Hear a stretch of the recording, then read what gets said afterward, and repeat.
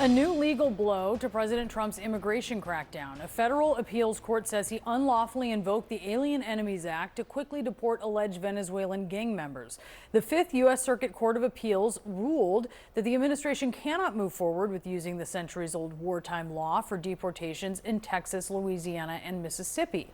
In a 2-1 decision, the judges rejected President Trump's claim of an invasion or predatory incursion by the gang Tren de Aragua. The case is widely expected to end up before the Supreme Court.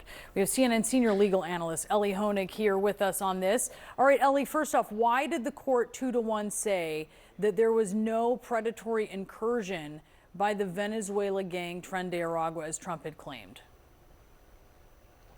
Well, because those terms simply do not apply to the situation here in the court's ruling. Now, Brianna, this is a historic ruling. This is the first time a federal court of appeals has ever reversed a president's invocation of that Alien Enemies Act. Now, it's only been invoked a handful of times in our history, most recently before this World War II, but this is a first. Now, as you said, the law empowers the president to deport non-citizens if they are part of an invasion or a predatory incursion carried out by a foreign nation or government. And in this decision today, the court goes through those terms and said there needs to be some element of organization. You can't just say, well, we have large numbers of immigrants or emigrants coming to this country. That's not enough. And there's not enough of a tie that any of this comes from a foreign state or a foreign government. So simply put, the court just looked at the terms of the law and said they do not properly apply to the actual situation here.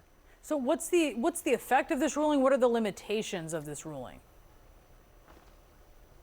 So for now, it means that at least in the Fifth Circuit, there cannot be deportations under the cited Alien Enemies Act. But I think, Brianna, this one is absolutely headed back to the Supreme Court. Now, it did make a detour at the Supreme Court earlier in the spring, and the Supreme Court did not rule on whether the Alien Enemies Act applies. They simply said that people who are going to be deported under this law, they do get some minimal due process rights. And in the process of exercising those due process rights, that's how we got to this decision. So the Fifth Circuit is one of 13 circuits, federal circuits in this country. And typically, once a case has gone up to the Court of Appeals, the circuits, the next step here is likely going to be the U.S. Supreme Court. And I think it's a case the Supreme Court has been expecting to come back to it and really almost has to take, because we can't have a situation where you have potentially different outcomes in the different circuits.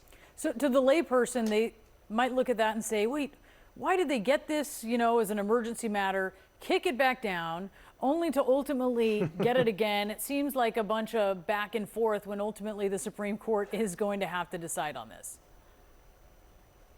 It's a perfectly reasonable response and one that I shared. Why not just decide it? Instead, they do what they do sometimes on the Supreme Court. They decided it on a very narrow basis. They basically just said, for now, these deportations can proceed. However, lower courts, you have to make sure that people are getting due process. It was all but a certainty that we would come back to this point, that in the process of that due process, someone would challenge the Alien Enemies Act. And now we have our first Court of Appeals saying that the way the president has used it is unconstitutional.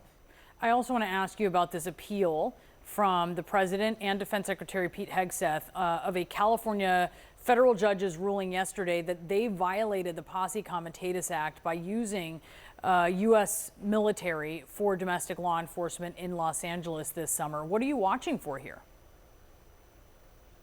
Yeah, good use of Latin, Brianna. So I want to see whether Judge Breyer gets reversed again. Let's remember, this is part two. Back in part one, Judge Breyer said that Donald Trump, as president, does not have any authority to send the National Guard into California, and then he got reversed. That's why the National Guard is in California. Now Judge Breyer has come back with a narrow ruling saying basically, well, the way that the National Guardsmen are being used violates that Posse Comitatus Act, basically the idea that your military cannot perform civilian law enforcement functions. He went through the record and said there are several examples of them crossing that line. So now the Trump administration is appealing that one as well. I don't know that he's likely to get overturned on this one because it's a much narrower ruling and I think much more in the judge's discretion. But we'll see. He got reversed once, and we'll see if the Ninth Circuit is with him or against him the second time through. You say comitatus, I say comitatus, which means that you're right, because most of the Latin that I use is in our segments, in fairness. Elie Honig, thank you so much. Really appreciate it.